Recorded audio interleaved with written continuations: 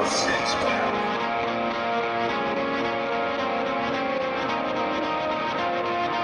Heavy metal over a six-pack.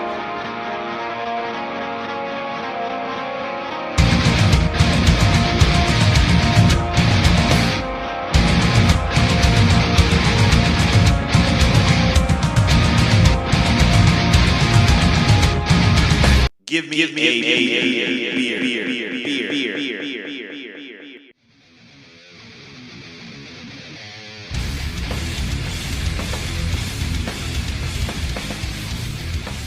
Okay. Now we're doing stuff. Hey, what's up, boys and girls, ladies, gentlemen, children of all ages. Hopefully not too young. We swear like fucking banshees. I've never, ever. You might not have. I don't think you said. That's not true. I feel like a swear coming out of you is like really meaningful. Like a swear coming out of the rest It's meaningful. You should hear me in the kitchen. It's like when you swear. It's not meaningful. Oh, at all. that's something completely different though. Like, that's a whole different planet. Like if you're not swearing at your food, or you're not swearing at the fact that you just like seared your hand like 7 different times. Yeah, it's. I think at work I say more swears in Spanish now, because all my employees are Spanish. So.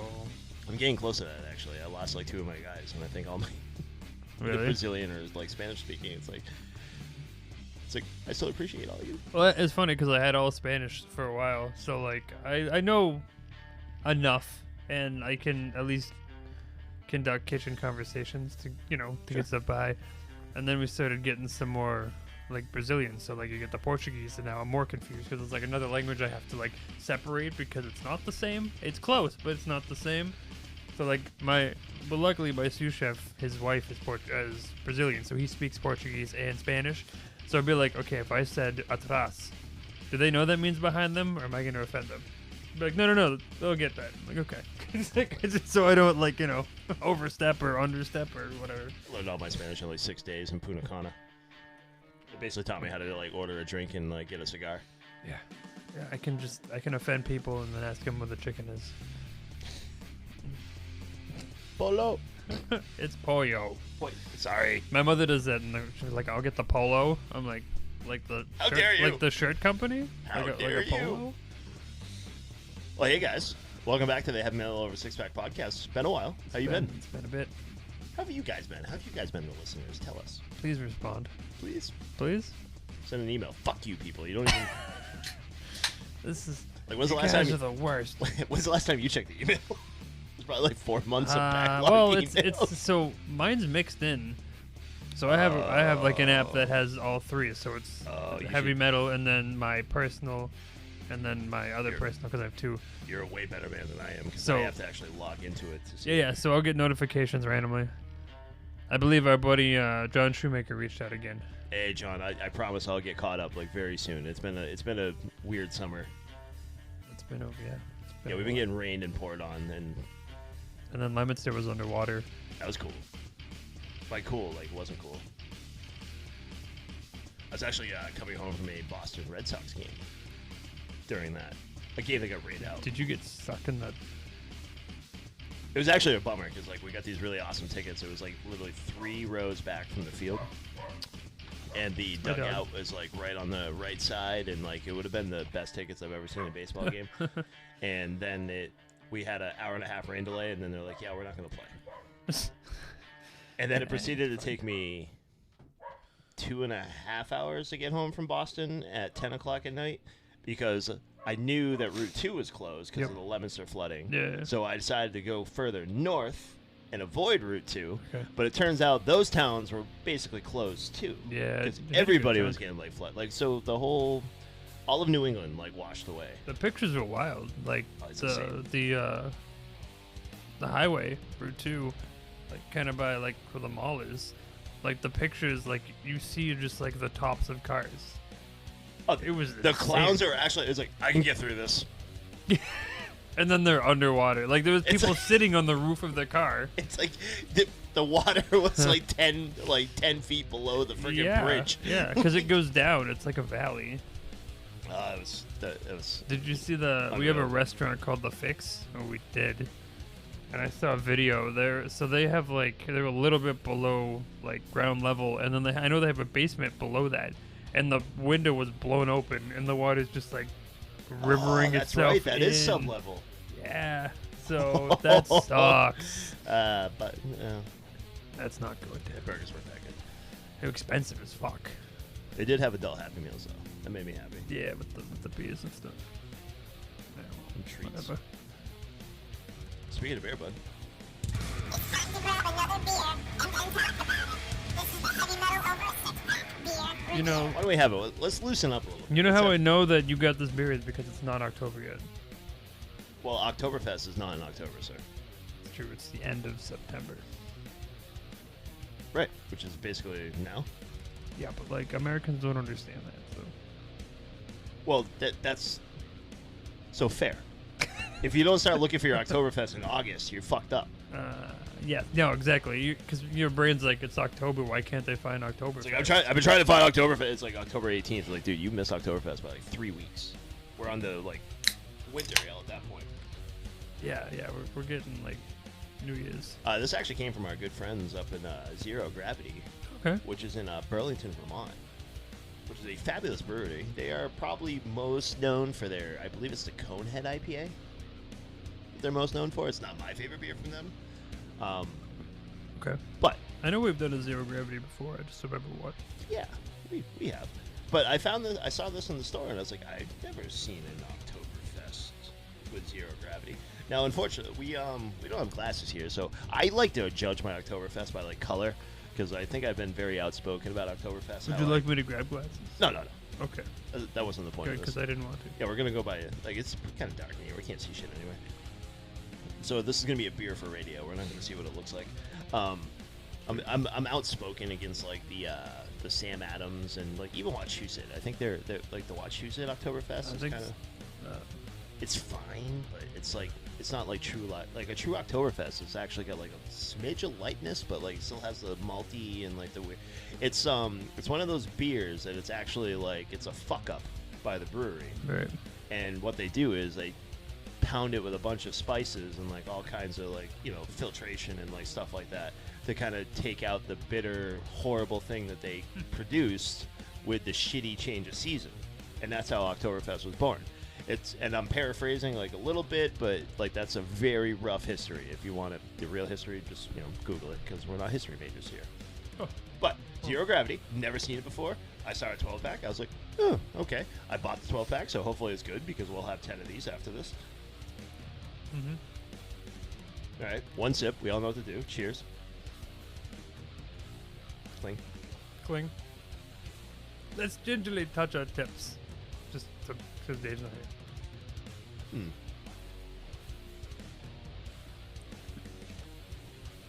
I wonder if I shook it a bit. It kind of tastes flat. It's got that funk. Got that October funk. Yeah, it's definitely. That's a good word for it. There's funk.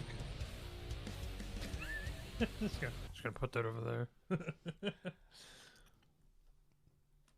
I'm pondering. I'm not meaning to react poorly. I'm just kind of like, huh, interesting. So I feel like I wouldn't like this after a while. It's like an Oktoberfest on nitro. It's okay. There's no fit. Yeah, unfortunately, I think that's a good word for it. I think it's okay. Hmm.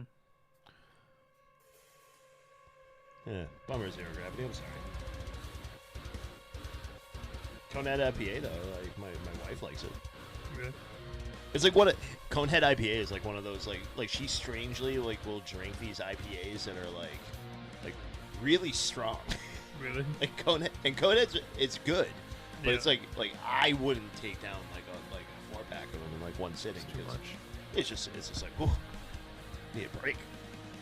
But like it's that and like Fiddlehead. Fiddlehead's the other one. Yep. Like Okay. because Fiddlehead like just kicks you in Yeah. kicks you in the teeth like when you drink it. I've been doing the Night Shift Brewery a lot.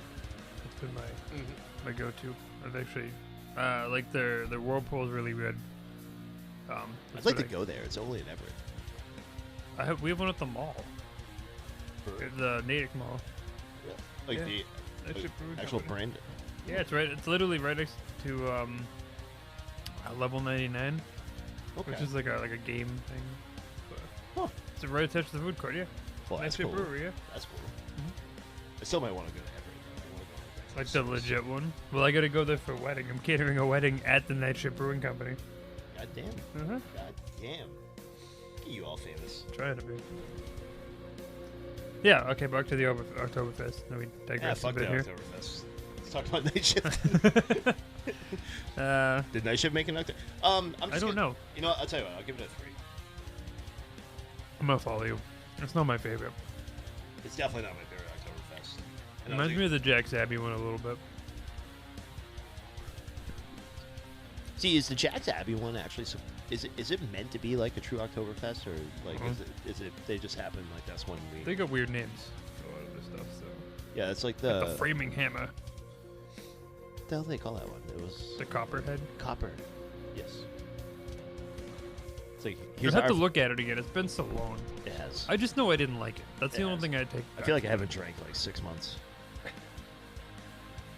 A lot of people would be more happy with me if I hadn't drank in like 6 months. I mean, I got this my 12 pack like 2 weeks ago, and I got 2 left. So I mean, I'm not a full alcoholic. I was trying the non-alcoholic beer. So, on the ones I've tried, I can actually. So there was one that was made by Guinness, and it The was 0 one. it was so unmemorable. I did not make note of the name, and I'm not even going to Google it, even though my computer's right in front of me. But I'll tell you what, as far as non-alcoholic beer, because like you have like the O'Doul's, and like O'Doul's is St. Pauli Girls. like St. Pauli does have one. Yep. Those are the 2 I know. Heineken 0.0 is actually delightful. Is it? Does it taste like Heineken? No. Weird. Oh, it doesn't taste like Heineken. Because at all. Heineken's like not my favorite beer. No, you either drink Heineken and you like Heineken, It or you tastes- don't drink Heineken. It tastes green. It's weird. It's definitely off, but like the Heineken non-alcoholic brew is actually very refreshing. Really? Because if anybody would ask me, it's like I don't drink because I want to be drunk. Right. Like there's some like I don't drink for the sake of getting drunk. It's just You drink because you like it. it's an unfortunate byproduct. I drink it because I like the taste. Right. Like versus like a soda or like a fruit juice or a lemonade. I would prefer a fizzy, carbonated like beer tasting beverage. And like Heineken 0.0 is actually like they're very delightful. Really? I know they were like one of like the I don't want to say first, but they were earlier in the batch of non-alcoholics. Because for a while, like St. Pauli Girl and O'Doul's are like the only ones. Well, O'Doul's has been around I think since like I was born, Yeah. which I was kind of like, eh. But I noticed that a lot of beer companies, like the bigger ones, are starting to release. Connie brought home. So, my wife worked for The did some Bullspit? Bullspit Brewery. So she did this thing at like Happy's, like which is a liquor store here in this area, and they had this and I can't remember what his company was called either, which is fine because I'm gonna make fun of it. But they had non-alcoholic brews that they were sampling, including like the IPA. Like they had a non-alcoholic IPA, they had like a stout, they had like an amber. So Connie brought them home, and she tried like putting this like, I think she tried pulling a fast one on me. She's like, "Here, I want you to try this beer." And I look at it and like, she didn't realize it's like, well, I've been critiquing beer now for like 5 years, so like I actually look at the can. Yep. So I noticed like right away, it's like, oh, it's a non-alcoholic IPA. I can't wait. And I cracked it open. I took a sip. I'm like, that's fucking hot garbage. Hot garbage. Like it's just terrible. I don't know if that's because like my brain was like, dude, It's like resenting it essentially. yeah, but it's like it's like. And like they were like, oh well, the process of making non-alcoholic beer is like what these companies do is they take their beer and they freeze it because the alcohol doesn't actually freeze, and they filter it out and blah blah this and blah blah that. Well, like we don't do that. We just take out the elements that actually create alcohol. It's like yeah, so you take out yeast, sugar, and everything else that like That makes it a beer. that makes beer delicious. Uh-huh. Which, granted, if you're trying to drink a non-alcoholic beer, I understand you're not drinking a beer, like per se. But listen, some of us had problems, and like sometimes we need a mental click to like right the ship a little bit. Yep. and it's healthier for you, kind of, sort of, but not really. Yeah. I'll tell you what. So anyway, yeah, they're hot garbage. They sucked. Good thing I don't know the name because I can't even. But even like the Athletic Brewing, like I know they have a couple of things out there, and they tried doing the non-alcoholic IPA. It's like, well, if you're at that point, Yeah, right. like, at least like the Heineken 0.0, like I'll drink light beer all day long. I can put down Bud Light and like be completely happy. Right. And like Heineken 0.0, it's like, oh, you're happy. Like it helps my taste buds. Like I can drink that with a plate of food. That's like nowadays they have so many like what's the word?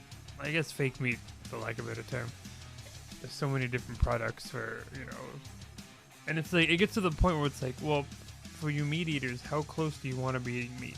Yeah, just eat the meat. It gets to a point where it's like, okay, well, if you are against it, why are you trying to be like it? Makes sense. That means they've tasted it before. That's what I mean. And Like, they miss that taste. It's like, so I've tasted chicken in my lifetime, there's plenty of things that And aren't that. and I've missed the That taste of chicken. are just fine. However, I prefer not to slaughter said chicken. Well, then you can't have chicken. What do they call it? It's like Unreal Burgers? Impossible. Impossible, thank you. Unreal. Same thing. The flavor Well, is. they're very unreal. It still smells like cat food. So it's awful. I mean, don't get me wrong. We've had a few products that aren't terrible. We got these vegan nuggets. They're like pre-breaded and frozen, so we just fry them and whatever. And I think it's just because of the breading on it's good, so that's why you can't. Sure. You know what I mean? Like the meat, quote unquote, inside isn't what kills you. So There are certain things you can do with vegetables that are actually like really tasty. I've done plenty. That's what I mean. There's other ways around it. I mean, you got to get your But it's like if you- nutritional in this. You got to get either beans, nuts, or some kind of grain to kind of like, instead of just eating vegetables, because you got to have some sort of protein in your Of body. course. I mean, that you can buy like a nutritional yeast, which kind of like factors that in. But Like I recently had like a lovely eggplant parm, and I found myself very hungry. yeah, I mean, towards the end of it, even if the Yeah. pasta. yeah, that's what I mean. I'm like, it's like I'm just gonna keep snacking. It's like when I brought a salad for lunch the other day, and I had like 3 bags of chips for breakfast. There's a vending machine. I just gotta balance out somewhere. There's a vending machine right outside my office, so I had like the 3 bags of like the tiny like little Cheetos chips. Yeah. I'm like, this is fine. I brought a salad Oh, for lunch. God. It'll be okay. Listen, my sous chef, he got lunch one day and I caught him halfway and I'm like, oh, salad. And he lifts up all the salad and the pizza underneath. I'm like, well, what's the point? What are you trying to hide? Like, he's like, okay, sure, whatever. Brought a small salad and 8 pieces of bread Yeah, that's a pizza. with cheeseburgers in the middle. I like those things where it's like decomposed. I made like a bakery this and this and this, and it just turns out to be like a pizza. But it's just the way they word it. I like going to decomposed place and putting it back together. Yeah. Yep. This is my decomposed taco. Well, I'm gonna put the taco back together. Boop, boop, boop, boop, boop. Numb. Glorious. Glorious. All right, good try, Zero Gravity. Yeah. But we talked about a whole bunch of other stuff other than your beer. So That's I'm how gonna say, exciting it was. Yep, we didn't like it. We will pass. We gave you a 3 Thanks. because I guess we're in a So if anyone's looking for 10 more beers, we got them. I'll drink them. I'm gonna complain about it the whole time, but I'm just not gonna talk about it ever again. Be that time that we did make fun of Bull Spit Brewery. Remember? yeah. And then Dave got yelled at by the owner at the fucking bar. Well, you like no, you. Oh, did he? Yeah. Oh, that's new. I didn't know about that. I think he brought it up in the podcast, if I recall. I don't remember. Because they were like, wait, aren't you that guy from that whatever? And then he's like, yeah. I feel like that's made up. I don't know. That feels made up. I'll believe anything that people tell me. Because since my wife now works for Bull Spit, like I've been to their parties. And Connie, I don't consider my wife one of those people. Excuse me. Keeps her mouth shut about like certain details. She'd be like, "Oh yeah, that's the guy from the Kevin Miller of a Six Pack podcast. He says you guys basically blow." Which, so they actually closed down. I'm going to digress again. We're going to talk about Bull Spit Brewery. Bull Spit Brewery. Now, let me preface this by saying We reviewed that beer. I'm gonna say it was probably at this point 2 years ago. So we did it twice because we did a rebuttal. It was just you and I, but the first one I think was the three of us. Yeah, it was the three of us. I don't remember what It was one awful. It It was a fucking summer ale. It was terrible. Is that what it was? Yeah. It wasn't last summer, so that's why I say it was at least 2 years ago. Yeah, And at the time, we were actually putting up video content on YouTube, and one of their higher ups, like, because Dave knew the guy, it was like a VP of something, like, actually commented, "Well, you should try our IPA before it becomes unavailable." And it's like, to which we said, "You can't just challenge us to try your beer." Like, it's like, yeah, you should go buy more of our products and try that. It's like, well, if you want us to rebuttal the horrible review that we just gave your summer ale, because that summer ale was god awful. It was not very good. No, it was terrible. Like, they had this weird like aftertaste, and like it was just it was wrong. Now, my hometown, Winchendon, Massachusetts, Bullspit has opened a couple of outdoor breweries. Now it is their primary brewery, or their brewery location, like They moved out of their Bolton brew or whatever, yards. right? Well, they still brew there, but they okay. sell in Winchendon because the whole Bolton thing. hates them. Yeah, you can't sell. Can't do anything in Bolton. Yeah, right. Bolton blows. So, since the 2 years, I will give them the credit and say that they've gotten better. Like, that bitter, horrible aftertaste, but is kind of gone. But I'm sorry. At the end of the day, they're still not like a great beer. And you're in a small town like Winchendon, you're charging $7 a pint, $6 a pint. They actually came up with like what's called a Toy Town Pilsner, which Winchendon is called Toy Town. Toy Town Pilsner, which they sell for $5. Ooh, big discount. Yeah.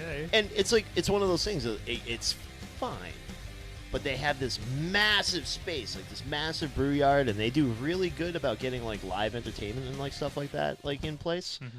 And they're like, we don't understand why this place is like so dead. Like, we're always like, there's nothing ever going on. Like, there's no people like coming to like our events. And even my wife said something like that. I was like, well, the problem is, honey, the beer kind of sucks.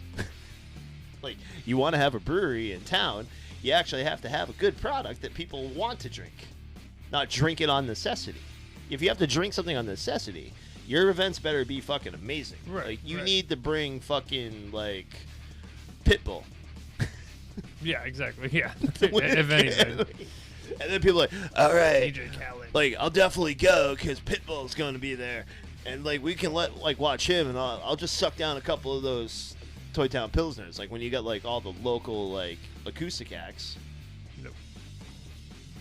That, and, you know, it's rained every fucking weekend this goddamn year. At least. I don't know. Apocalypse might be happening. Who knows at this point? Noah, build the ark. Do it. All right. News time. Digression over. Heavy metal headlines. Recording. I might as well get the big one, or at least my big one out of the way. Actually, I'm gonna add a quick side one. Did you know that the lead singer of Smash Mouth passed away? I did. Yeah, like 3 weeks ago. Something like that? I also noticed it didn't get.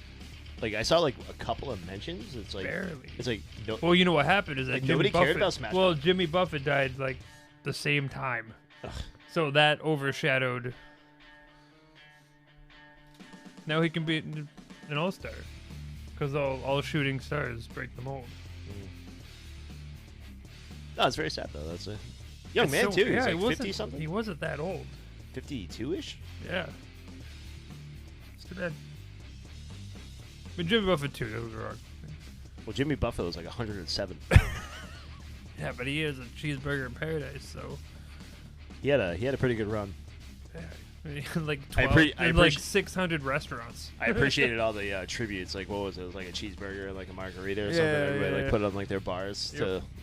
Which is funny because slight plug, if you go listen to the Fans of the Dead podcast, I'm on there with one of our buddies, Chris, and I actually drink a margarita because that was actually the weekend that he passed away, so it actually made sense. Good on you, pal. All right. So if anyone knows who Ronnie Radke is, I hope he has beef with us because Dick. we talked about a lot of vegetarian stuff today. So now I know he's very talented. Okay, I have nothing against Ronnie's music. Falling in Reverse is great. I have no issues. Escape the Fate was great. I love that segment that we did that we called out the fact that like every one of the breakdowns in their songs is exactly Well, the same. yeah, that too. But no issue. So like, there was the Chris Motionless beef in 2012 or whatever, and then as of this year, there's two big ones. So he restarts beef again with Attila's Chris Franzak. So I guess it was at the Shiprock 2023 Shiprocked. It was actually a cruise ship that had like headliners on it, which is interesting. Falling in Reverse headlined. Oh, you never heard of that? Oh yeah, I've heard of it. Yeah. Oh, say the Metal Cruise. Yeah. It sounds like an awesome but yet horrible idea. It's like Get crammed on a boat with the smelliest. I love y'all. I love all you metalheads. But this, God, dude, the amount of drunk people would be absurd. you see a mosh pit getting out of hand, and like just people going.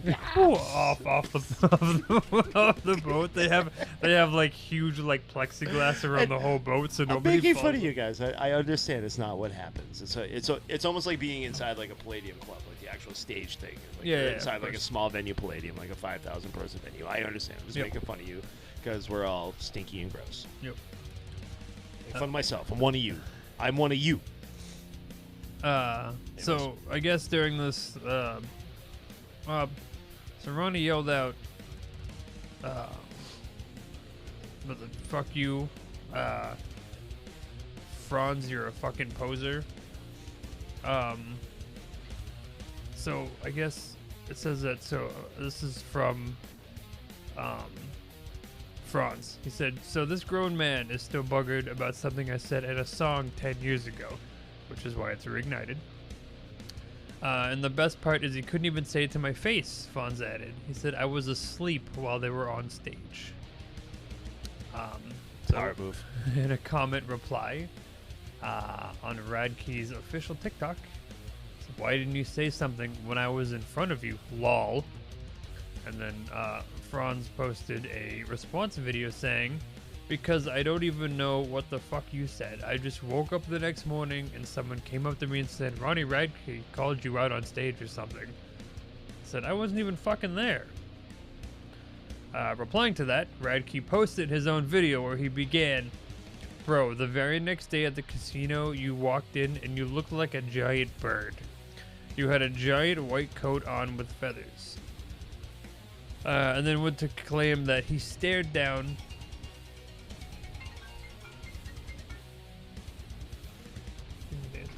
Sorry. that he stared down Franz after they discussed the onstage diss, suggesting he implicitly, is that right? Implicitly? Is that how you say that word? I'm retarded. Implicitly?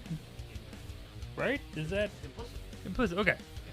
Threatened him and said that casino video footage would prove it.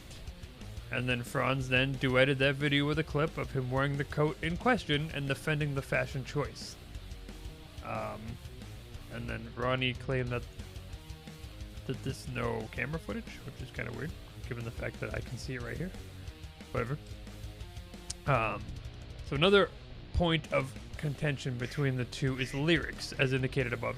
Franz suggested that Falling in Reverse's line, quoted, "Oh no, they'll never let go of something you said 10 years ago," from 2022's Zombified, refers to an old Attila stanza that begins, quote, "Even Ronnie Radke talks shit on my Instagram. Give me your address so I can hit you with a mic stand," from 2012's Call Out. So clearly these people have been back and forth. That was on Zombie, then? Huh? So? That was on Zombified? Yeah. Yeah. Oh no, they'll never let go of something you said because they're canceling. Yeah. And then following that, we have Falling in Reverse is going after Motionless in White again because he claims that they ripped off his popular Monster music video. So, Falling in Reverse's ever-controversial vocalist, Ronnie Radke, has continued beef with the gold-certified industrial medical outfit, metalcore outfit, Motionless in White. Having previously taken issue with the band, which I talked about earlier with the whole thing of Crown of the Empire. So, 2022, last year, Motionless released the song Werewolf, which is on their album, obviously.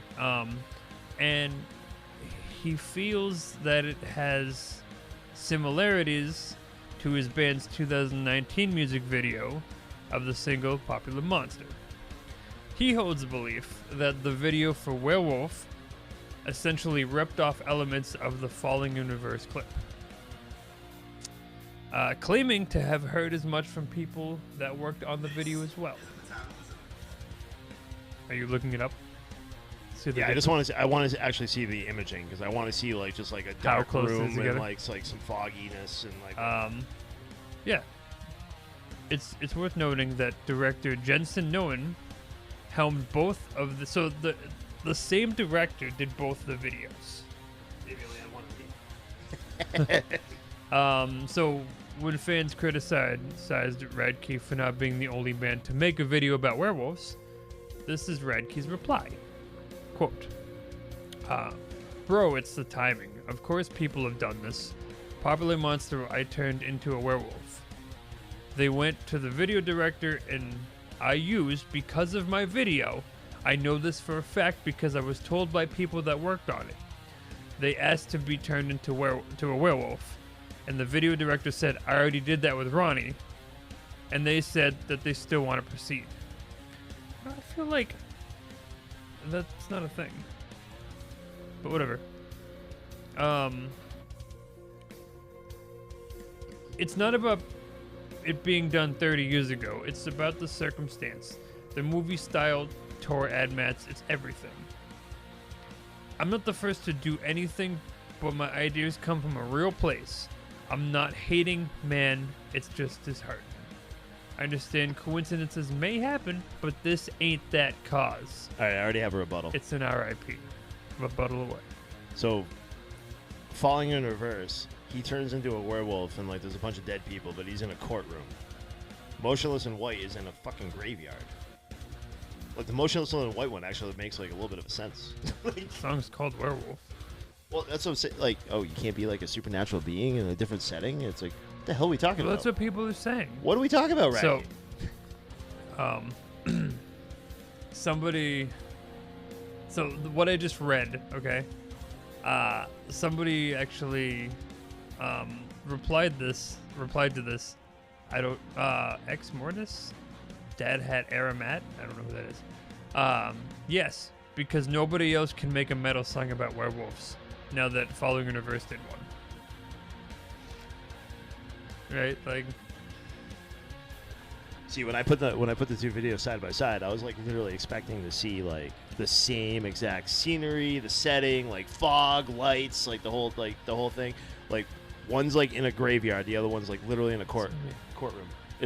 And like Ronnie's was like at the end. It's not the so Ronnie I think tweeted going to same video director after seeing me turn into a werewolf. Ha ha ha ha ha.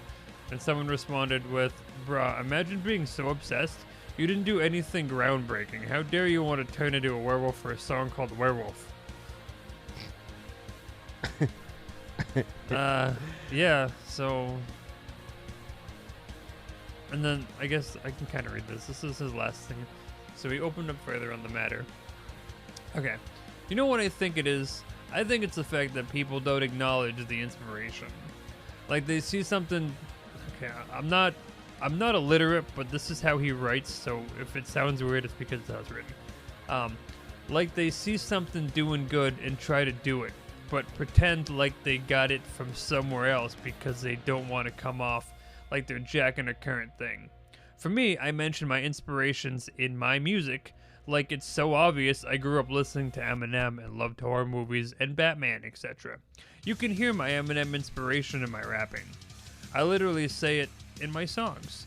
Let's make 2024 the year we give credit to each other and stop lying. Bring Me the Horizon is inspiring. Bad Omens is inspiring. Parkway Drive is inspiring. Architects is inspiring, and so on. Ollie Sykes went to the video director I used because he was inspired by mine. And guess what he told me? Quote, I like what you did, but I don't want to copy. End quote. He went out of his way to make a video that was his own. I gained so much respect for Ollie after I was told this. This is what I mean. Instead of just ripping off, he went out of his way to do his own thing. I respect that shit. Same with Ice Nine Kills. They do their own thing. This is what I mean. Anyway, this copycat stuff is so trivial, and at the end of the day, will be forgotten. It's trivial to get upset at. It should be flattering, if anything. But sometimes I can't help to express myself on these matters. Like, who cares at the end of the day? I actually really like the song Popular Monster. I didn't realize it had anything to do with a werewolf. I don't know. Maybe I understand, like, so, like, his internal demons, like, inside were, like, making him, like, but turned they're into all a werewolves. mythological creature. The setting thing is what kills me. The Popular Monster video is, like, literally in a courtroom. You know, so you want my side of things, and when I was kind of reading this earlier, I was thinking about it. So, I mean, Falling in Reverse is what, 4 albums? 3 albums? Sure. Roughly. Motionless in White just made their 9th album. So you can't tell me that they're not... Or, you know what I mean? Like, it's like... Global recognition, I don't think, is as well as Falling in Reverse. It's just like... It's Like, just Falling in weird. Reverse puts out a single, it gets, like, 100 million listens. Yeah, I guess that's Motionless fair. in White puts out a single, it gets, like, 1 million. Yeah. It's just... Which I hate to say. I mean, I understand it. Motionless in White, I think, is like completely hit or miss, and like they dove right into like what I call the Octane culture, Okay. because Yeah, they got a couple. they probably got like all of like the majority of the success came from like the Octane radio station, and everything on Octane sounds exactly the same, so they had Right. to follow that model in order to be on that station. Sure. And so, because early on, Motionless in White was like heavy, They were heavy as shit, yeah. yeah, heavy, deep, and then they just started getting clean and weird. I agree and- with your hit or miss because I have at least like 10 to 12 that are all really good, but they're all Oh, they different definitely, albums they and- definitely got some good tunes, but at the same time, I said years ago, like Motionless in White, and his name is going to escape me. I don't remember. Chris Motionless? Thank you, Chris Motionless. Like he dresses himself to appear exactly like Marilyn Manson, for the most part. Like it's like he's always kind of had a little bit of something from somebody else that he's always tried to incorporate, and I just didn't like the albums when they started coming out in like Octane, because like it's like they went on this pattern, like you have to have clean with like this breakdown, and like just didn't make any sense, and it's like but hey, I mean, whatever. they right? make more money than I do, so That's very true. As Dave would say, I respect anybody who's made it. I think I said on episode 1 or 2 of ours, I said if somebody walked through that door and said, I will pay you this amount of money to sing this song, I'd say yes. And that's the beer review. Anyway, I'll birdie back to you, sir. All right, I'm going to get as political as I've ever been on this show. Y'all ready? Y'all ready for this? President Biden says administration is cracking down on ticket junk fees. Okay. President Joe Biden is the latest to speak out regarding the junk fees plaguing the ticketing industry. This show comes off of something called ticketnews.com. He tweeted, I think, is it still called tweets? I noticed my Twitter account like has an X on it now. Tweets. It's a different thing though, isn't it? So September 23rd, 2023. Like, I want you guys to remember that. Concert tickets are hard enough to get. You shouldn't have to pay surprise service fees on top of that. My administration is working hard to crack down on those junk fees, so you know what you are paying for up front. So earlier in the year, took legislation asked legislators to take action and put forward Junk Fee Prevention Act. This will require fees to be disclosed up front and mandate disclosure of any ticket holdbacks that diminish available supply.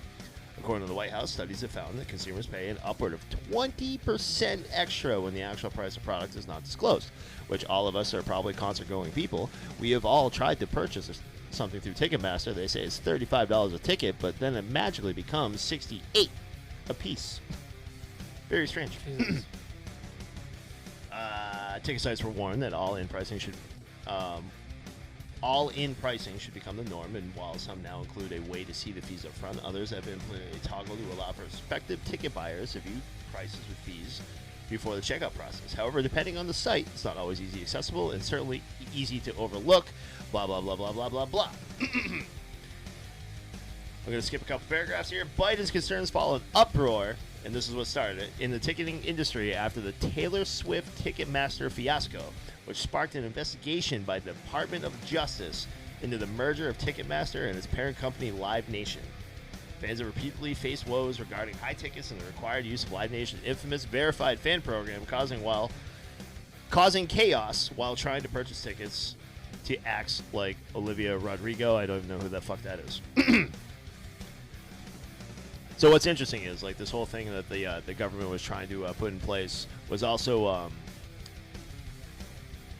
lost one little bit of information, but it wasn't necessarily focused on like ticket fees, but like all of like these strange fees that you pay like pretty much anywhere. Okay. Sure. It was supposed to kind of like cover that. It's just like he actually like tweeted something about, it's like, oh, concert tickets are like hard enough to get, blah blah blah blah. Now. This is great. Like I said, we have all like bought a ticket before where it's supposed to be like $30 a guy. Oh, that sounds amazing. But then, like, you know, you like actually go purchase the 4, 5, 6 of them. It ends up being a ridiculous amount, like over that. The processing fee and the this and the that and the this and that. Which is why if you also go to a local show, or if you have local headliners, like I always would recommend, like find your local headliners or your local openers. I'm sorry, not your local headliners, your local openers, and buy your tickets straight through them because you can avoid your fees. Easy game. Smart. Now, and again, this is as political as I'll ever get. I don't want anybody to get your hopes up that the Biden administration can actually like get your ticket fees waived, because I would like to put into Exhibit A tweet from the President Biden himself on November 3rd, 2022. I know hidden junk fees, like processing fees on concert tickets, are a pain. They're unfair, deceptive, and add up. That's why last week I called my administration to crack down on these fees and put that money back in your pocket. So, kind of like forgiving my student loan, kind of failed on that one too. Yeah. Thanks, El Prez. Yep. I don't know. This political message has been brought to you by nobody. Good job. I just thought it was absolutely hilarious that he literally put the same tweet like a year later. Yep. Yeah, well. You gotta, what's the word? We got it. So, if you want to avoid the fees, like I said, find your local opener. National band comes in, most venues will put a local opener. Buy your tickets from them, because they can skip all of those fees for you. Yep. Plus, you support them too. Absolutely. We know a thing or two about local openers. We have been that local opener. Mm-hmm. We'll get you no fee tickets. Feeless. Feeless. We'll give you the ticket. Just please come. I just need warm bodies in the building. All the cold ones get in the way. Just tell them you came for us. Even if we didn't. Even if you don't know who we are. All right. Heavy Metal of Six Pack does not support the opinions of Markus and his political views against the Joe Biden administration. And to be fair, Markus actually does not have any views against the Joe Biden administration, because for the last 4 years he has actually been like in a dark slumber of drinking alcohol and smoking pot. So I actually have no idea what's going on out there other than these really funny stories that keep coming up. That's where I live. I recorded that. You did. No, I didn't. I just said it right now. Came out smooth though. I didn't fumble much. Oh, I mean, we're recording all this, so that's why I was confused. Oh, I was saying I recorded that. That was like my disclaimer thing after I spoke. That was good. We should keep that for like later use. Yeah. We'll save it or something. I guess talking about old people. Oh man, we have negative stories today. It's not negative. It's just old people. Corey Taylor throws shade about being held back in Stone Sour. Him? Yeah. Do you want me to read this through? Yeah, you should. I was gonna wait for your comment first. No, that's fine. I Alright, won't. I won't interrupt until I have more facts. I'll read verbatim a little bit here. All I've right, not. so, I have not been a Corey motherfucking Taylor guy that recently. No. Anyway, so this is verbatim from his quote here. As a performer, you physically want to rise to that occasion. He explains. Now, mind you, he said this like 3 years ago too, before we made like 3 other bands. The only thing that holds us back in performance is age, and I am lucky that I'm healthy enough that I can still go at a certain level, but I know that I can't continue that forever. The guys in Slipknot also know that, and that's something that we've talked about very honestly. What do we do? What does the next level of Slipknot look like? Aren't they like all the same age? Roughly? Yeah, but to be fair, they gotta be getting old. They gotta be like what? Yeah, but Corey's mid-40s and higher. The way that Corey's saying it, it's like, yeah, like when Corey gets old, what are we gonna do with the band? Like, well, everyone else is gonna be old. Yep. You see what I mean? See what I'm getting at? Like, it feels weird. Yep. I mean, I would like so. right? It just seems strange. When I reminisce Like, are we just gonna? about concerts that I've been to in the past, I want to say somewhere maybe 3-4 years ago, we were blessed with a performance of Slipknot. Yeah. Can I tell you who the least active person on that stage was? Go ahead. Corey Taylor. Yep. Because Corey fucking Taylor is so fucking epic on himself. No, I mean a little bit headbanging like whatnot, but all Corey Taylor has to do is walk up to the front of the stage, put his hands up, and get a response from the crowd. Like, he doesn't need to do anything Right. special. His clowns around him Are the ones doing all the work? are Which- the ones which that are is kinda doing all what the he's- cool shit, like blowing stuff up and whacking kegs with baseball bats and like doing the bouncy thing with the flipping and the. And actually, let me read this for next part because that actually goes to your point. We're looking at it from an artistic point of view. How do we make it still seem frenetic and off the chain, but also something that we can deal with from a strength point of view? It'll be interesting to see where that challenge takes us. It also allows me to be able to do stuff like the solo thing. It's high energy right now, but when it gets to the point where I want to tame it down a little bit, I have songs that I can lean into and let them do the heavy lifting for me. You know what I mean? So my thing that I'd like to, this is my rebuttal for the situation. I saw AC/DC 3 years ago. Mhm. Angus Young is mid-60s? He's also a freak.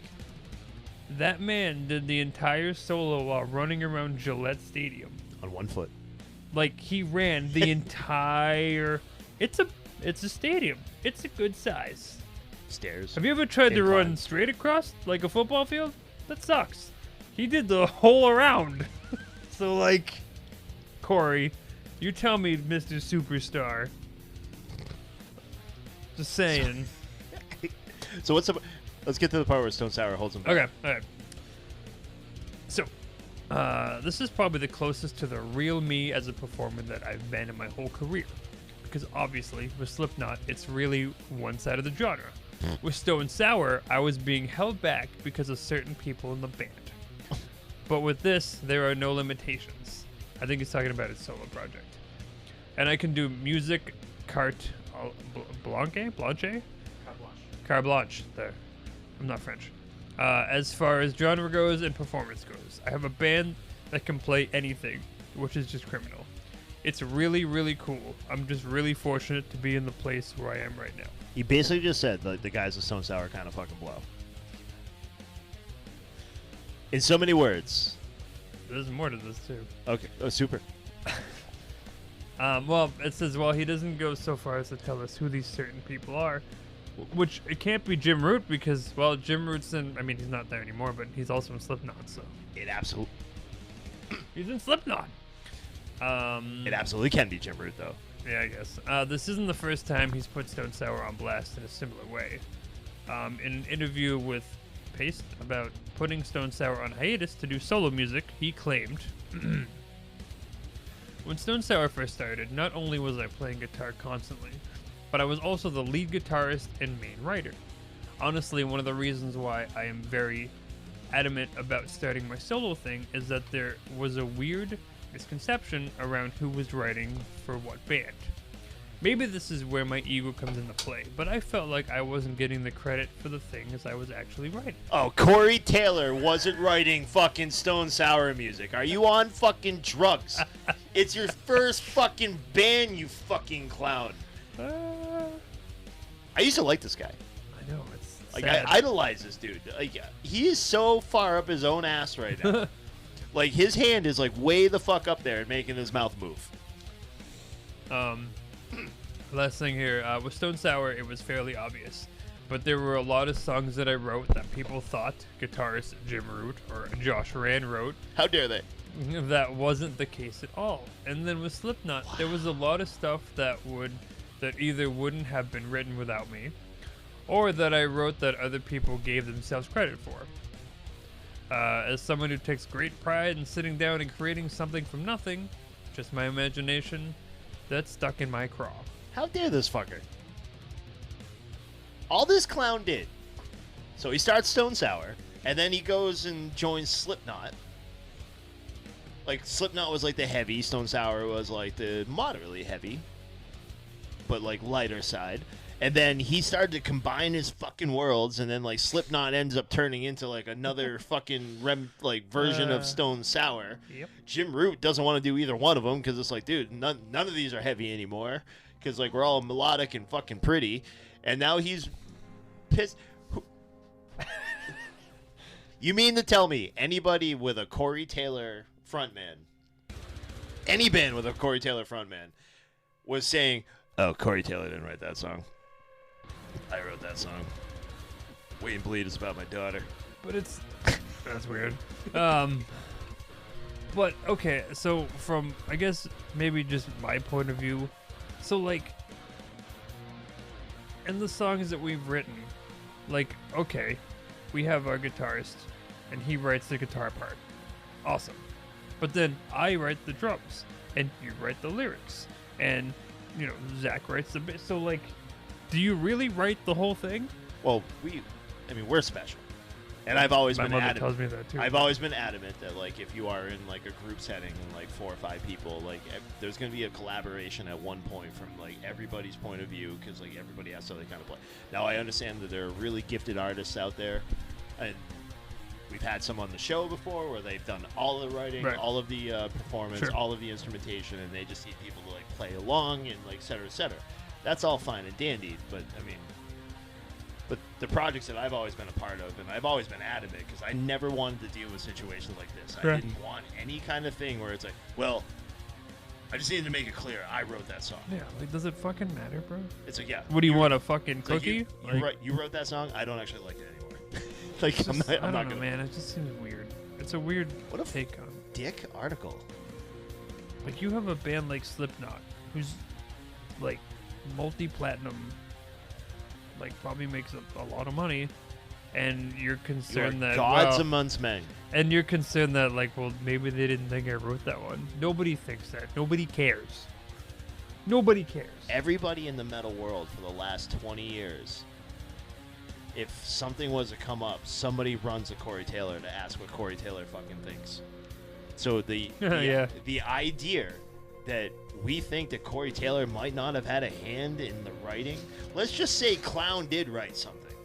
You mean to tell me Corey Taylor didn't walk in that room and change 75% of it Right. before he actually laid down the track? He just went in there and be like, you know what, Clown? You did a good job, pal. Good job, Sean. We're going to play this exactly how you wrote it. But don't you fucking tell people that. It'd be hard to write a song with just a. I'll fucking Okay. kill you and take my whores with me.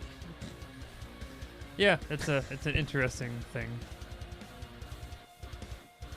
What a dick. Stone Sour's holding me back. You know what? Stone Sour. You're You know- another one. Octane. Octane, motherfuckers. You know what's funny is that you go back to old school Stone Sour, they're heavier than most Slipknot songs. So He basically took, but like the later Slipknot stuff, like with the exception of like the last They, like, couple merged. where they got like they exactly it became like Stone Sour 2. It was almost like once Jim Root said, I don't actually want to do Stone Sour anymore because I want to go back to the heavy. He's like, all right, cool. We'll just do Stone Sour over there then.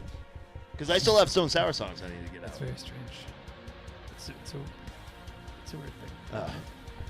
Ridiculous. I mean, so I guess I mean, you look at Maynard James Keenan. Like, he doesn't give a fuck who thinks who wrote what. He's got 2 bands. He's got like 6 bands in theory. You know what I mean? He would be another one though if he was be outspoken. It's like, you mean to tell me that like a Maynard James Keenan band, like we wouldn't think that he has something to do with the writing? Of course. It's like, But he's holy also not gonna fudge, sit man. there. He's not one to sit there and be like, well, myself. You know what I mean? Like, because again, nobody cares. Listen, you guys have me on tape. If I actually, if I was ever fortunate enough to write an absolute masterpiece that like just goes fucking global and whatnot, and if I ever make a comment, it's like, you know, it would have been really nice if they just like gave me a little bit more of a pat on the back for that one, because I basically led him there. It's just like, It's like, what the fuck? I don't know. God, It's I weird. fucking hate people. All right. Remember that time we had a pandemic? We didn't have to deal with people anymore. Yeah, it's nice. I mean, It was, but it wasn't. yeah. Anyways. What's your last one, buddy? All right, last one. Live Nation launches a program that will end merch cuts and offer other benefits. Okay. Proceed. All right, so actually very recently, the big part of the news was that like Loudwire at all of their national location. What a screensaver that thing is! Look at that thing. I'm sorry, I got distracted. Sorry. Pretty birds. Live Nation actually announced that at all of their locations they will stop taking merch cuts from the artists, because there was like Okay. there's this whole movement, and it was actually the drummer for the band Architects Yep.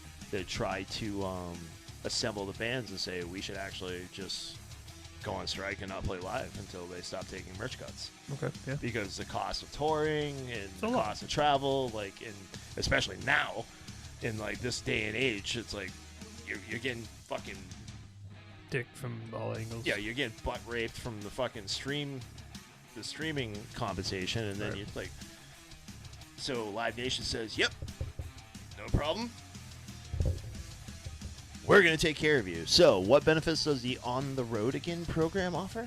Is they're calling it? On the Road Again? road again. As costs of touring have risen in recent years, it's become increasingly difficult for developing artists to make money on the road. Even in the case of veteran artists, many tours have been canceled due to financial logistics. Bands playing at Live Nation owned and operated clubs will receive an extra $1,500 per show in gas and travel cash for all headliners and openers on top of nightly performance compensation, reads part of the On the Road Again website. Another perk, clubs will charge no merchandise selling fees. This is the big one. So artists keep 10% of merch profits for each show. Live Nation is also donating $5 million to $5 million to Crew Nation to support. That sentence is just weird. Crews across the industry facing unforeseen hardship. Local tour promoters, venue staff, and behind-the-scenes heroes helping shows happen will also have the opportunity to earn a bonus. Tour representatives and venue crew members work over 500 hours and 223 to qualify. Blah blah blah blah blah blah blah. Uh-huh. Why are merch cuts such a big deal? With the cost of touring have gone up, the chance of developing artists earning money after a tour is finished becomes increasingly narrow. It is often not financially feasible to tour, and some artists go into it understanding they will ultimately lose a certain amount of money. Heard that story many times. With venues taking up to 20% or more of an artist's money earned through merchandise sales each night, profit margins can become smaller or even non-existent. And it goes on to talk about like the drummer. So the idea is good. I've heard of merch cuts. I was actually trying to look up something because I heard this rumor this one time. As a show promoter, I have been challenged in the past by other show promoters. Oh, shit. One last year, I won't get like into the details, but I was challenged by another show promoter because like my show is clashing with their show. So we had a very interesting conversation. Yeah, I forgot about that. Okay. Yeah. And this person also asked me, it's like, so who is benefiting from your show? And I brought up like a few other like details. One of the things I was actually trying to look up. Now, not that I was trying to justify the fact that the venue should be able to take 20% of your merch sales. So if you sell $1,000 of merch, venue gets 20% of that. Mm-hmm. But I was also trying to look up the legality. And I'll tell you what, if you are a show promoter or if you've done multi-state shows, I have not had the chance yet to do a multi-state show kind of a thing. I've only done like my locals and my local venues and my local, like, you know, kind of like our hush-hush, basically under the table. Sure. But I do know that there are laws as far as selling merchandise and not collecting tax. Right. So what I was trying to look up in my rebuttal for like this whole thing, and I understand what the artists are trying to do. Like, if you sell your own product, you should absolutely be able to keep your product. And even if you did have to charge tax, you would actually charge that on top of your product. Correct. So Yep. if you sold a T-shirt for $20 and you had to sell tax on that at 5%, you would charge $21 for your T-shirt. Sure.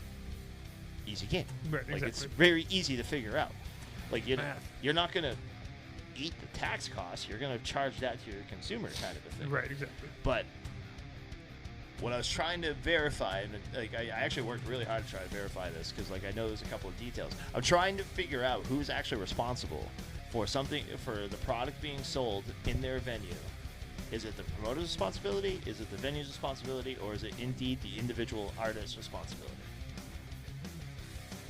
to actually uphold like all of these Right, laws? yeah. Like, who is going to get penalized if the state was to it- crack down and be right. like, that band is not collecting taxes? Yeah. Exactly.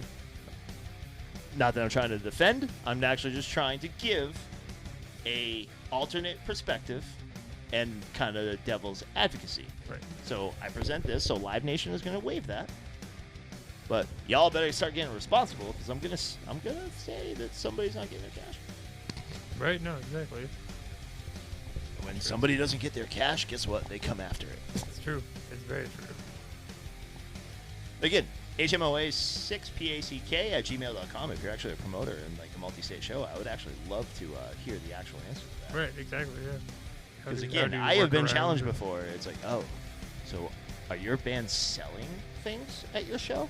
And I was like, I wouldn't know anything about that. Yeah. I offer the bands the opportunity to set up a table to present their band and their products. Mhm. I have no idea what they do with it after that. Yep. That's out of your hands. Bye bye. Oh, well, that's really fun and dandy until the town inspector comes in and, like, you will be charged and penalized. I'm like, oh. And then we had a verbal fist fight. Like, you call your town inspector.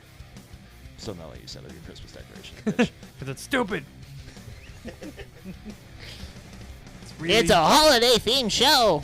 I have my own fucking decorations. What the hell are you talking about? Leave me alone. Christ. All right, that's a beer review. Yep. News ended. Now record time. Hey. We're back What's from up? that pause that you didn't know was there because it was edited violently. We've So- actually been gone for 3 hours, but We did so nobody much. knows that. We did so much. We accomplished everything. Yeah, that's 4 days later. We saved Massachusetts. It's debatable. It's gonna need more than 3 hours, buddy. It can't be saved. We tried drowning it. That don't work. All right, so it's been a while since we all talked to y'all. So today's theme, or main event, if you will, or reason why we're here, is going to be called Something Old, Something New. Yeah, it's like something new, something old, but backwards. So what we're trying to do is we're going to try a couple of albums where one came from wherever the fuck we felt like, Yep. and one came from this year. Yeah. Which, by the way, you guys are making this real tough. Yeah. Just saying. There was a couple weird ones. I mean, like Stained released an album recently. They did, but I didn't listen to it. Yeah, it's fun. Well, I dwelled slightly. it's been a tough summer. So like as far as like, I mean, I don't know what I've been doing for like the last so 6 months. But in a sea of singles, it's hard to find a full album. I'm starting to understand why you guys are putting out singles. Yeah, but it's funny because of like, wait, these guys released. Oh, it's a single. Oh no, these guys. Oh, that's a single. Or if I find a song that's like I feel like is absolutely amazing, and then I go look at the rest of the album, I'm like, No, that is that too. Do you want to go new first? I'm gonna go old first. Well, I'm going to do new first. If you don't mind. Nope. I found this band. I didn't realize how kind of local they were because like I actually found them on a Live Nation list and I decided to go check them out because I was veering out. Is a band called Atlases. Like multiple Atlas.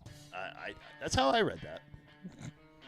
Oh, there's a band called Atlas, so this must be like more of them. Yeah, so there's two of them. Or more. And they, oh god, we're awful. They released an album this year called Between the Day and That I. sounds like a band name.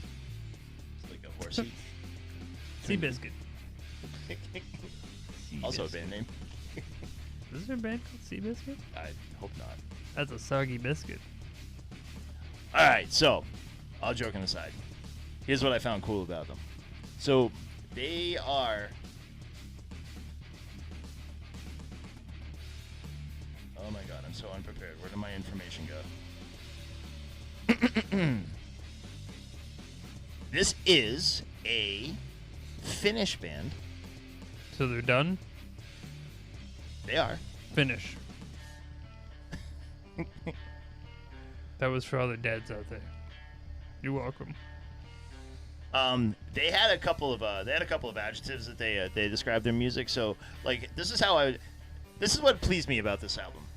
Like I put it on. It's very atmospheric to me. Okay. There's nothing overly complicated, which is cool because I'm getting old and I'm starting to like be okay with not overly complicated. I get confused easily.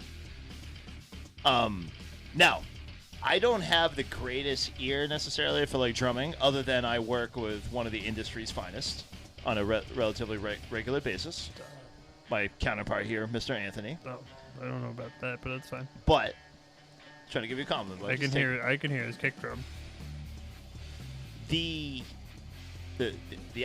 drumming in like these tracks I actually find very creative, and there's a little bit of like sneaky transition nightmare, like so like there's not a lot happening like with the guitarists like kind of a thing as far as like technicality goes, but there's these little subtle things and these little subtle fills and like whatnot.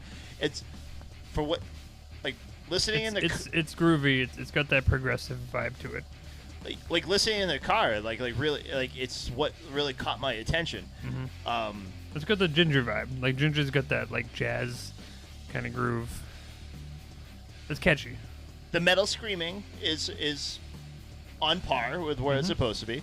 I'm not blown away by the cleans, but I do appreciate the fact that like even like their softer songs on this album.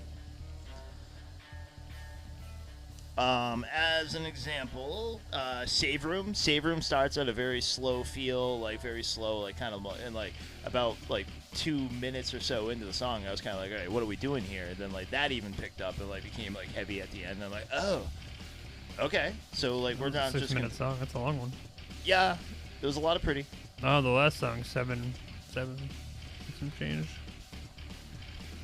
The one thing that I will say that this band is actually like missing is you're not gonna have that one hook on like some of these tracks that you're gonna be able to relate to, kind of a thing. Like this is more of a, unfortunately, it's more of like a background feel. Like you're gonna put this thing on like while you're doing chores and not even realize that the thing's like playing, but it will be pleasing and acceptable. But it was nifty. It was something different, and like I said, if you really kind of like just tune into like the drum track is what I think I give a lot of credit to, because there's a lot of cool shit going on in there. So I mean, what I've kind of gathered is the drums seem to be more in the forefront, because like your guitar work is there, but it's like you said, more atmospheric. Atmospheric. And it's kind of what I feel. And yeah, so like it's just kind of like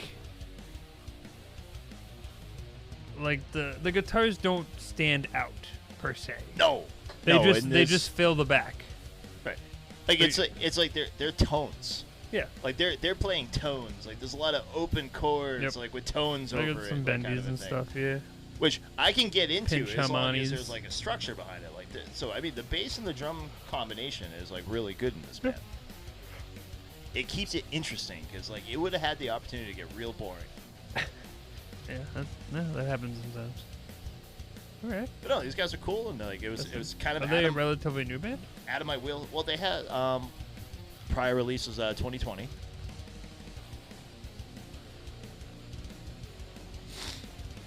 Oh, it says in there. Oh yeah. Well, this says followed the 2020 Life Force. Life Force Records. Whoa, Portrait. Not much past in their stuff. So, The within third album, I mean, they have a little bit under their belt. So within a few years, Okay. not a lot of plays, not a band that's been like out there kind of a thing. 1457. Yeah, I mean, sometimes it takes a bit, you know. If I was doing a Smash Banana album review, out of 6, I would say 3.5. Okay. Like, that's like enough, right? It's enough for me to listen. And a half a point higher than not caring. Half a point higher than Arbia today, so good job. Alright. I took the plunge. And I've run through multiple times Life is But a Dream by Avenged Sevenfold. Oh, God bless you. Have you? Are you okay? No. Have you listened to this at all? Nope.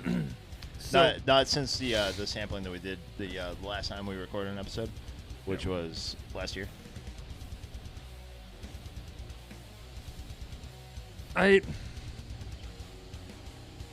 right, on the scale of 1 to fuck off, like how experimental is it? Oh, it's experimental, but it's interesting. So my thoughts about this, and I've tried to think about this the whole time I was listening to this on multiple rides home and to work. But if they release this album and a lot of these songs with like an artistic background behind it, like you listen to these songs, they could almost be over like a silent film, or like, you know, like that spans the song, that kind of follows what's going on and matches up to it. Like that's the kind of vibe that I could see, because there's moments where it's like the song Game, so Mattel, second song on here, it's probably the heaviest in theory. It's got heavy riffs, but then there's like these pretty moments, and then it's heavy again. So like you could almost build these visuals and make it a real concept album. It's gonna be so weird playing live. I They mean, can't possibly play this album live. I've played most of it. I've seen live stuff. Dude, these guys look beaten down. But I mean, I just feel like you could have. Well, they're on some serious shrooms, man. Yeah, well, that's the thing. So, like, you take. If you just had the. I don't want to say it's an excuse, but made it more artistic than just I did a bunch of mushrooms. I just think it would have been accepted more. You know what I mean? It almost feels like you just don't care, and you're just like, I'm just gonna do this because I can. But like, You know what? You actually just. When we first talked about this album, like, coming out, and like they kind of introduced it, it's like, oh, well, what we did was we did a whole shit ton of drugs, right? and we locked ourselves in a room, and like we were gonna create our masterpiece. It's like you're devaluing the whole process right now. Unfortunately, like so it's like, oh, we don't really care what you guys think. Like, we just got really high, and we thought it was funny. And that's my issue with this album, because if you want to do a concept album, fine. Like, that doesn't bother me. But I don't know, just have a better reason than I just got in the spaceship and left. I don't know, like. Oh, it's happened before. Like, bands will like put out a concept album, and it's like, okay, this is gonna be different than like anything you've heard before. And it's not that the album's bad, because there's a lot to each song. It's not shittily done. Like, there's a lot of stuff it's layered well. There's a lot of stuff. It's weird, don't get me wrong, but there's a lot of bands that do this in the normal sense, and that's the kind of music they produce. You guys obviously can't hear this, but like the 20 seconds of a song that I actually just listened to, like there's actually like a really good like little heavy thing going on right now. That's what I mean. But there was this thing that was like happening before, and like we talked about Corey Taylor in this episode. Nobody gives a shit that you think you're a genius. Right. Like, Avenged Sevenfold, like, sounds like they're turning into a band that, like, they feel like they're smarter than us. Which, you know what? That's There have been interesting. bands like that. Like, Tool has always been a band where, like, they think they're smarter than you. They might be. Like, they would tell you, it's like, I'm releasing this album. It is going to test your patience. If you have the patience to listen to this album, you are a true fan of what we're trying to accomplish. And it's like, I don't want to be challenged that way. I want to be entertained. I listen to music to be entertained and, like, pleased. But Like, just yeah. the stuff that I'm hearing, like I said, like, this is a band that is, like, turned into, is like, we are greater than you, and we're smarter than you. it's very interesting. I mean, like, And there's probably genius in there. They're really, these guys are phenomenal they're guitar players. retardedly talented. I mean, you have Sinister Gates, you have oh my God, Zachy Vincent. You know, your guitarist. I mean, you got Johnny Christ on the bass. I mean, I don't really like Matt Shadows in this. I think his vocal choices are weird because I think Matt Shadows is a great vocalist. It's just how he uses it that I don't like. It's weird to explain. Well, He does that like "wah" thing, and I just can't stand. well, there's and- something about Matt Shadows is. I'm sorry, Matt Shadows is Matt Shadows. He's kind of a One-trick one-trick. pony. He's a Correct. one-trick pony.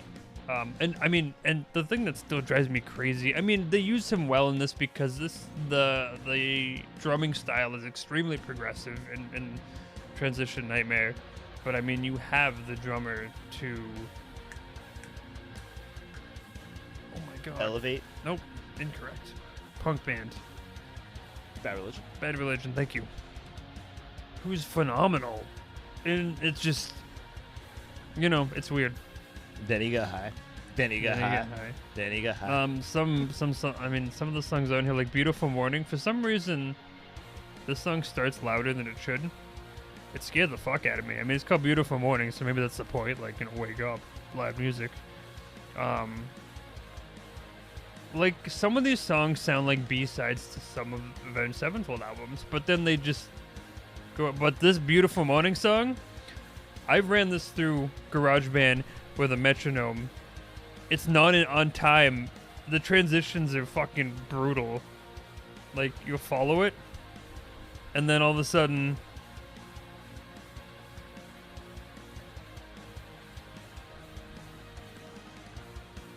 it's just fucking weird. It just throws you off, and it's very strange. Yeah. You know, it's that thing, and like you can do this with any like really popular artist. If this was the first thing that they ever came out with, would we Oh, even care about them? The song G is literally YYZ by Rush, Part 2.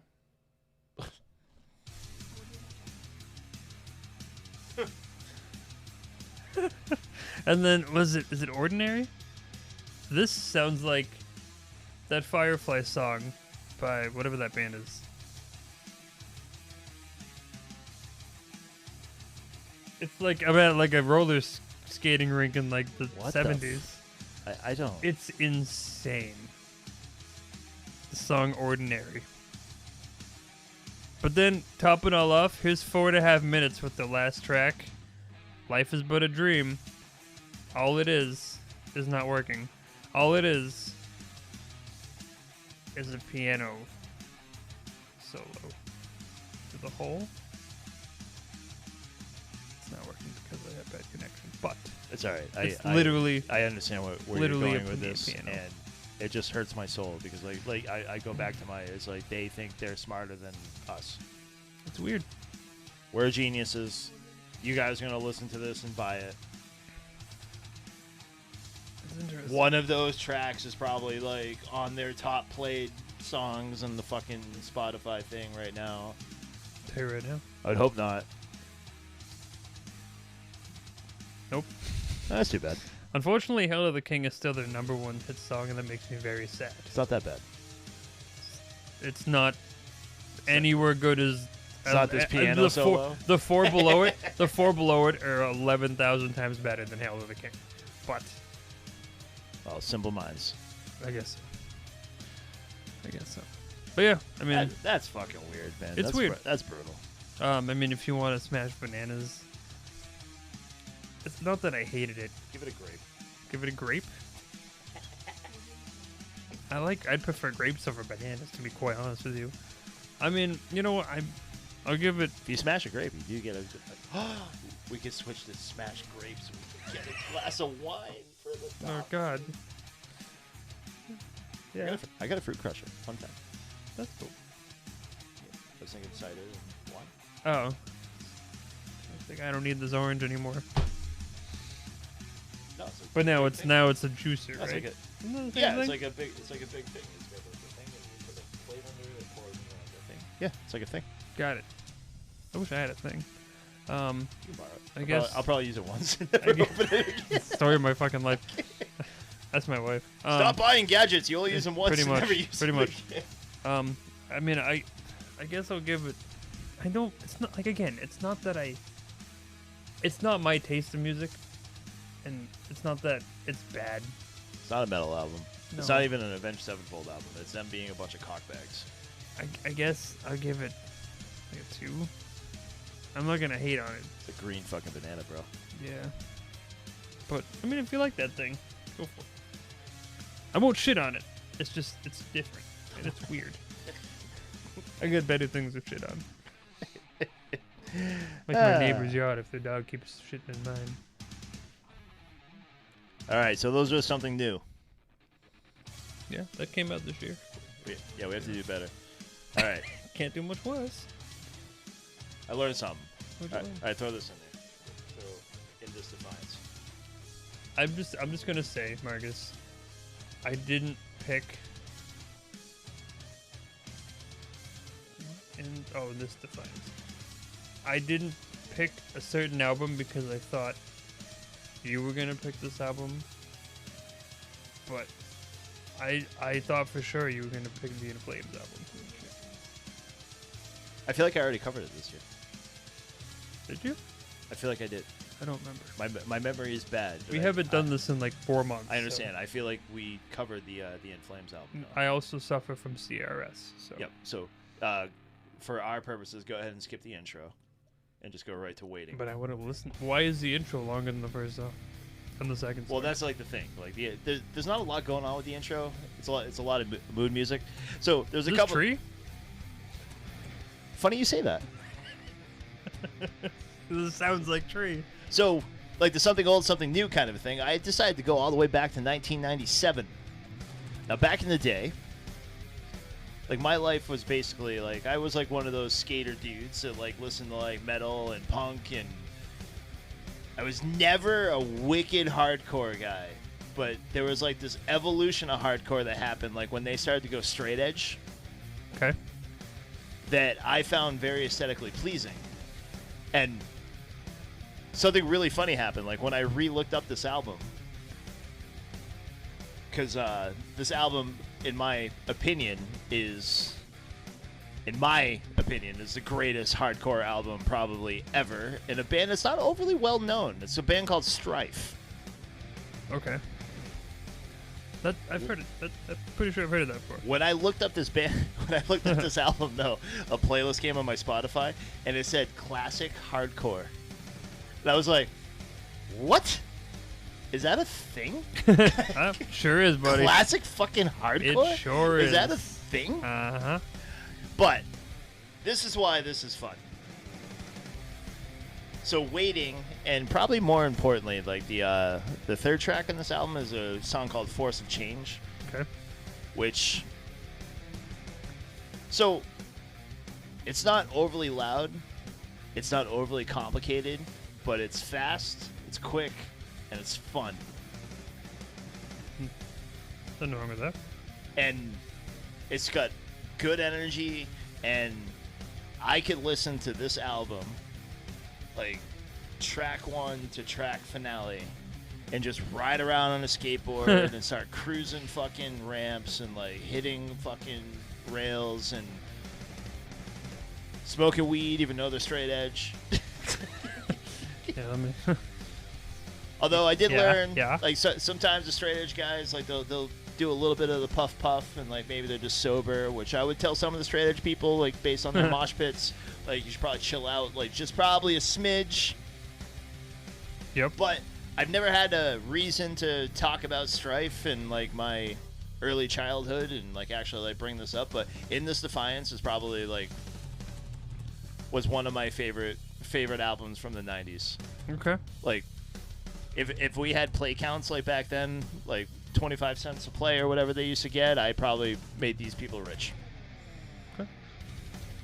And Strife, fun fact, I believe it was the album called One Truth, actually has there's a song called Slipping, and it might to this day be my favorite like kind of slow song. Okay. Like there's actual singing, there's an actual like it's a beautiful song, and like if you actually listen to it and like once you like learn the words, it's like that, it's just amazing. Slipping, I think it's called. And that's off of One Truth. Is that the album or the band? Sorry. It's Strife. Album's One Truth.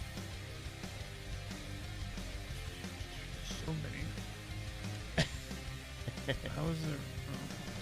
You know what's funny about Strife is that like they only had like probably like 3 or 4 albums, but they did like all these like mashup albums. Like they did a couple of live ones and One Truth. yeah, there we go. It's not loading. I'm sorry. That's Not my all right. fault. My computer's fault. Oh, that's pretty. It's actually a really great soul song. And you know, you listen to In This Defiance, because In This Defiance is pretty much that speed. Mhm. And then like this is this. Like, Right. Yeah, so it's a little bit of a So- jump. Huh? it was a hardcore band that like took themselves seriously. Sure. It's like we can play if we want to. But we don't have to. But no, they're We great. can. They're good energy, and they have some of like the most fun, simple riffs. Like Force of Change is like, if I had to like, I think we did the island thing one time, and I might have left them out, but that was a mistake on my part. Because Force of Change like should probably be there, Right. Sure. in my opinion. Plus, it's only 2 minutes of your life. Yeah, you're not like. You can fully play committed. you can play it like 3 times. You match the modern song, and you enjoyed it the whole time. Yeah. Nothing wrong with that. So that's All it. right. Strife, In This Defiance. Smash Banana, fucking 5. 5, baby. 5. Wow. Not perfect, but it's a 5. Okay. So yeah, so you went real old. I didn't go real old. 1997. Does that make me a bad person? I don't know. I feel like I gotta go older than that. Than what I had, because my old is not that old at all. You have to go old at all. It was supposed to just be not What do you- this year. Yeah, but It was the only time I had a reason to talk about it. okay. I suppose it's. It's at that time that we did Fair. like the best song of like every year. I don't think I brought them up then either.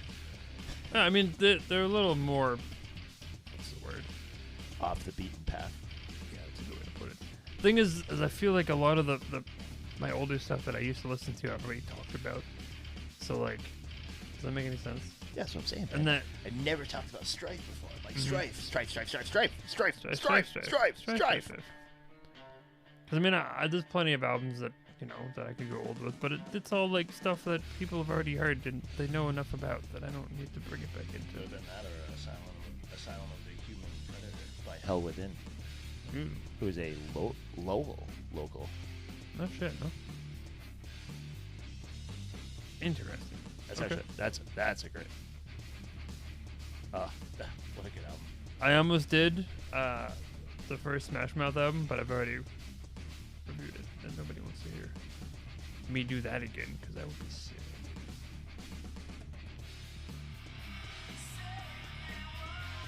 Oh my God, copyright! I don't care. Listen to it. I don't Listen care. to it. Take it. I don't care. One of the greatest openings ever. Alright. They're not going to sue me. They're not playing anymore. I don't think it's them that would sue you. Wouldn't it just be like someone else? In theory. At the end of the day, sue us for what? I got it. I got it.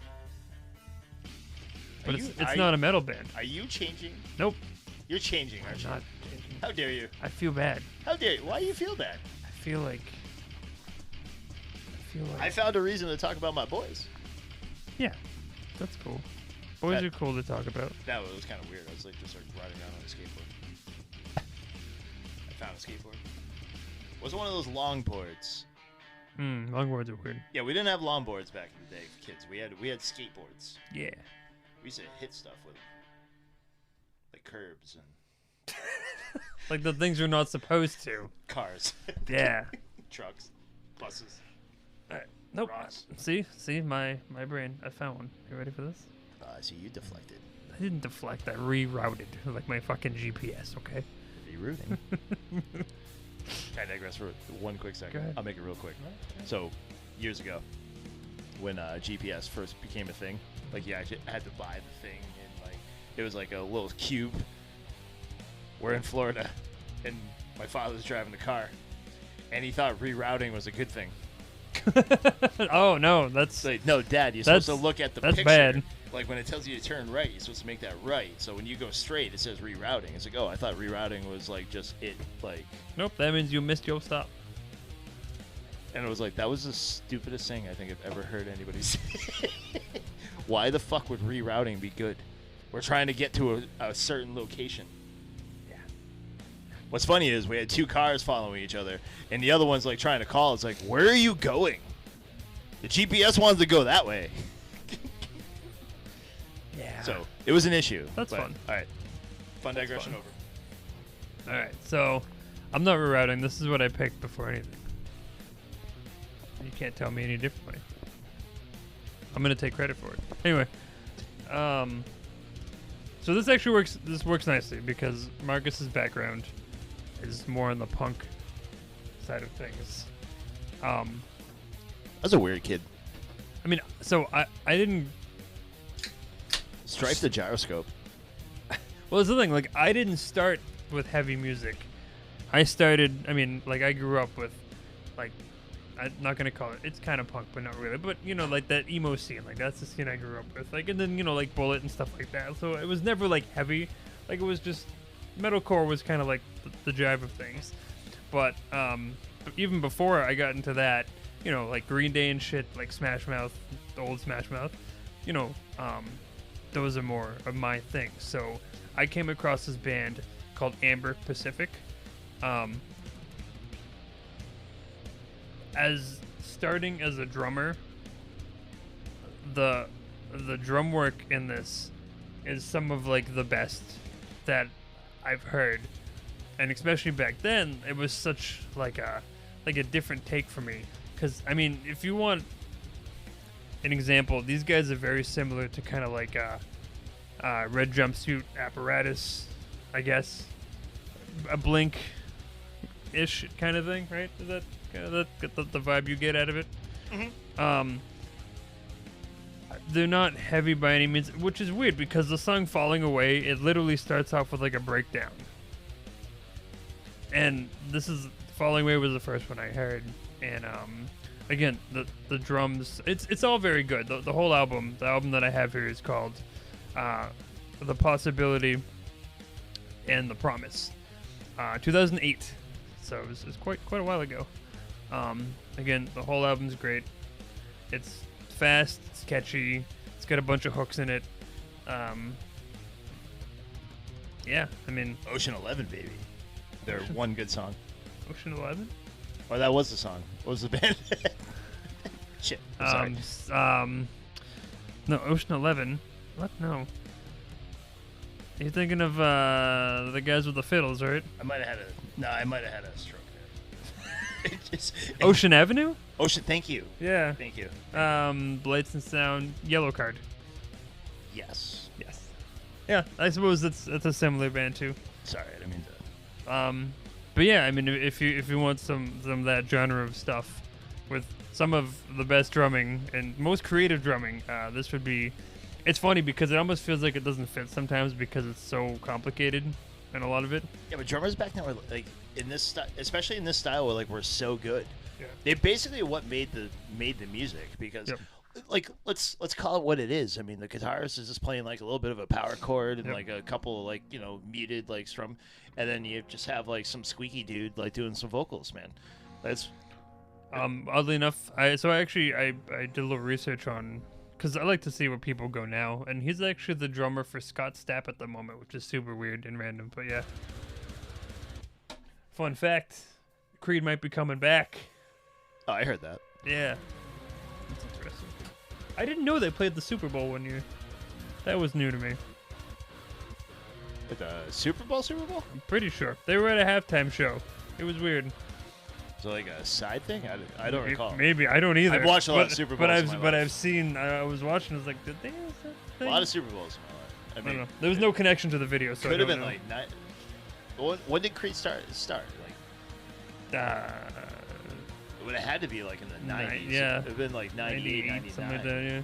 But even then, I was like, no. It was younger. They were very young in the video. It was probably like it wasn't like MTV's version of the Super Bowl. Maybe. I don't know. Like they had like their thing. It's like, It's oh, possible. tune into us for the Maybe. I don't Super know. Bowl halftime.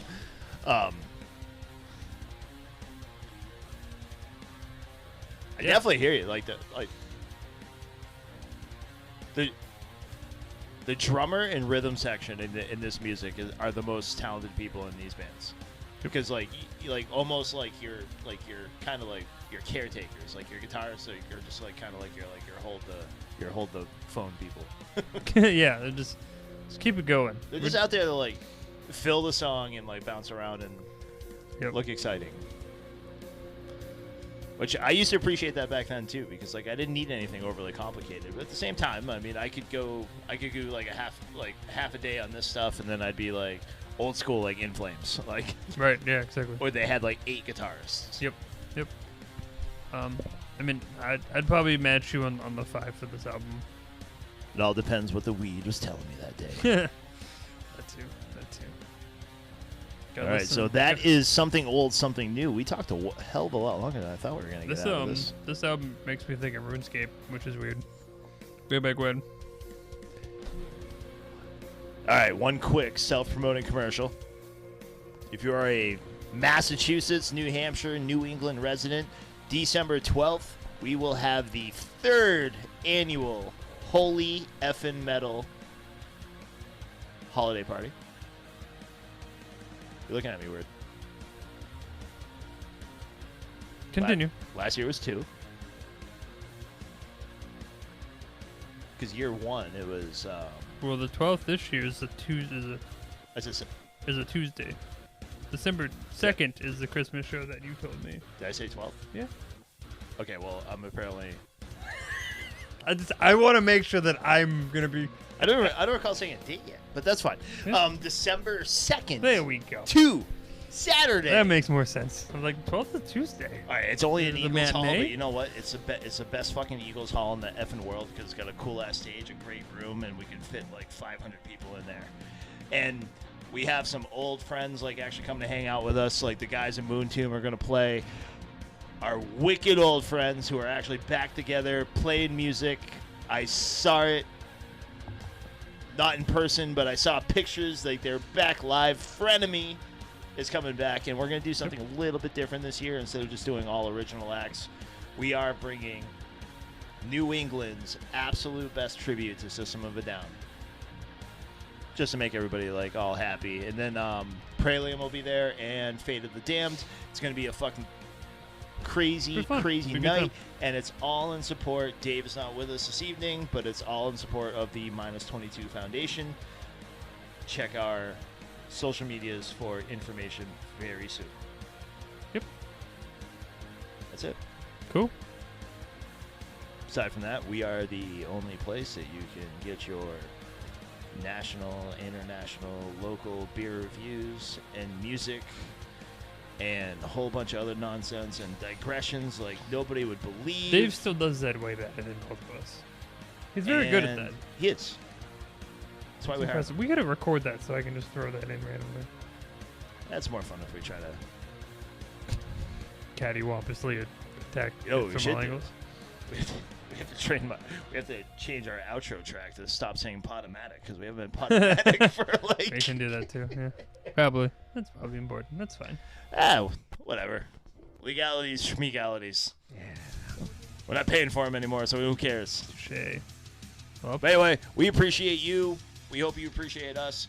Email HMOA at HMOA6pack at gmail.com. Give us your feedback and, you interact with us. Sometimes we make fun of you on the show.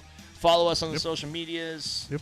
We have a YouTube that there's some stuff up there. Mm-hmm. Maybe we'll start doing that again. And shows and yeah. Hey, we're coming back. We got some shit going. We and got stuff, things, and other things. yeah, we're gonna stop adulting and just start goofing off with you guys again. Yep. That'd be fine. That'd be sweet. Absolutely fine with me. Yes. That's right. As I get older, the more stupid shit I do. Like podcasts and band. I would never do this 10 years ago. Yeah, when I was 21, I was way responsible. Too busy not working still. Yeah, I bought my house early, so We've made some choices, huh? Anyway, bunch of fucking dopes. yeah, whatever. America, right? Good seeing y'all again. Or hearing you, Talk to you or soon. visualizing. Anyway, bye. I see you. Episode of Heavy Metal Over a Six Pack Podcast. Marcus, Dave, and Anthony signing off. Check out the podcast at